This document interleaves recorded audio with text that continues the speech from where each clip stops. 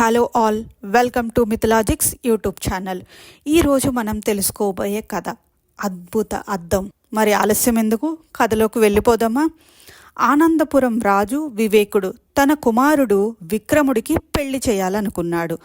ఆ విషయాన్ని మంత్రులతో చెబుతూ ధైర్యవంతుడు, తెలివివాడు, అందగాడు అయిన విక్రముడికి సుగుణాల రాశిని వెతకాలి అన్నాడు. వెంటనే రాజ్యమంతా చాటింపు వేశారు. ఎవరైనా ముందుకు రావచ్చు, కాకపోతే ఒక షరతు, వాళ్ళు మా దగ్గరున్న అద్భుత అద్దంలో తమ ముఖాన్ని చూసుకోవాలి. ఎవరి హృదయం అయితే దురాలోచనతో ఉంటుందో వాళ్ళు అద్దంలో చూసినప్పుడు వారి ముఖం మీద మచ్చలు కనిపిస్తాయి, వారు అనర్హులు అని చెప్పారు. చాలామంది అమ్మాయిలకు యువరాజును పెళ్లాడాలని ఉన్నప్పటికీ ఒకవేళ అద్దంలో చూసుకున్నప్పుడు మచ్చలు కనిపిస్తే అని భయపడి ముందుకు రాలేదు. అలా కొన్ని రోజులు గడిచిపోయాయి.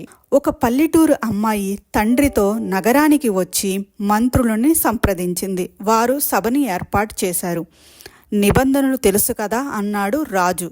అందుకు బదులిస్తూ, రాజా, తప్పులు చేయనది ఎవరు? అందుకు నేను మినహాయింపు కాదు.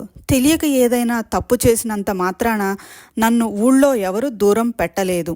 నేను కూడా నాకంటే చిన్నవాళ్ళు తప్పు చేస్తే వారి పొరపాటు సరిదిద్దుతాను. నాకు యువరాణి అవ్వాలన్న తాపత్రయమేమీ లేదు, కానీ అద్దంలో చూడటానికి నాకెలాంటి భయమూ లేదు అంటూ అద్దం తీసుకొని అద్దంలో చూసింది.